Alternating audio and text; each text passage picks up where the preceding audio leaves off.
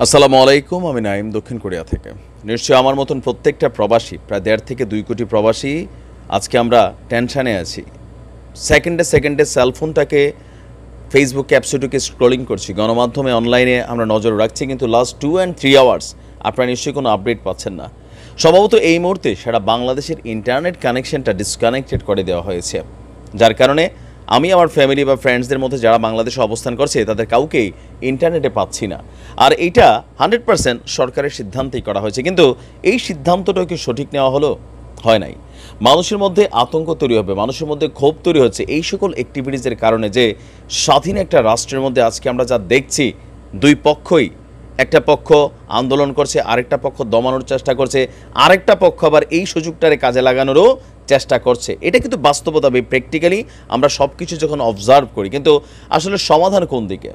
নেগোসিয়েশনের কথা বলা হয়েছে। আমরা বলতে চাই এই নেগোসিয়েশনটা আমাদের এই হাইকোর্ট, আমরা দেখলাম যে আজকে আমাদের একজন মন্ত্রী বলেন যে রবিবারই এটা চলে আসবে, তো কেন এতদিন হইল না? মন্ত্রীরা বলছেন এখন আলোচনা দরকার। এই যে 40, 42, 50টা মানুষের জীবন চলে গেল, হাজার হাজার মানুষ পঙ্গু হয়ে গেল, এই যে বদনামি কামাই ফেললেন, এটা আসলে কি মানে এত সহজেই আসলে বিষয়টা নেগোসিয়েশনেবল? নিশ্চয়ই না। এই মুহূর্তে কিন্তু এটা, এই যে হঠাৎ করে নেগোসিয়েশনের কথা বলছে, তো মানুষের মধ্যে এই প্রশ্নটা জাগতেছেন। আপনি দেখেন যে আমি যে কথাগুলো বলতেছি সারা ফেসবুক জুড়ে একই কথা, মানুষের মনে ক্ষোভ, যারা বলার মতন সাহস আছে তারা বলতেছে, যাদের মেরুদণ্ডহীন তারা কিন্তু বলতেছে না, কারণ এই জাতি আজকে এক ধরনের মেরুদণ্ডহীন জাতি হয়ে গেছে। সমালোচনা যেন সহ্যই করা যাচ্ছে না। উচিত কথা বললে রাজাকার, তারপর হচ্ছে যে জামাত শিবির, নানান ধরনের ট্যাগ আমিও দিতে খাইয়ে আসছি নিউজ করতে গিয়া, এগুলো আপনারা সকলে জানেন। আবার নানানভাবে হয়রানিও করা হয়, আমি ওগুলোর মধ্যে পড়ছিলাম ভাই। এখন সমস্যাটা হচ্ছে যে এটার আসলে সমাধানটা কি?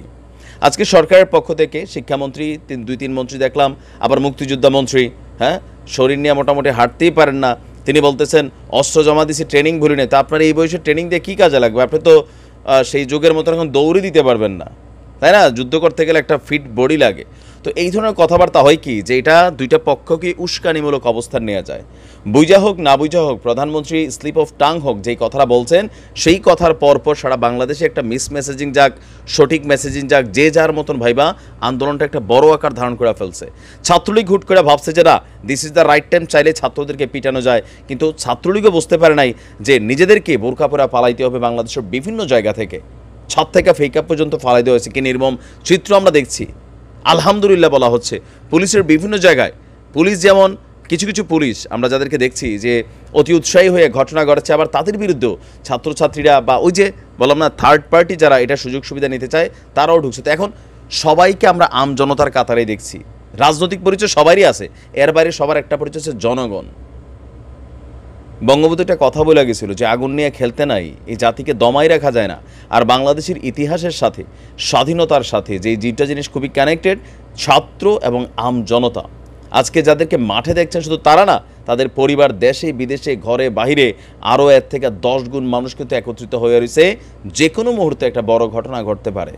আমি মনে করি এই পরিস্থিতিটাকে কন্ট্রোল করার জন্য সুন্দর শান্তিমূলকভাবে একটা সহিষ্ণু অবস্থান থেকে যে কোনো একটা পদ্ধতি যারা বের করার তারা করবেন, তবে এটা নিয়ে লেট করা যাবে না। পরিস্থিতি খুবই খারাপ যাবে, আরও অনেকগুলো লাশ ঝরে যাবে।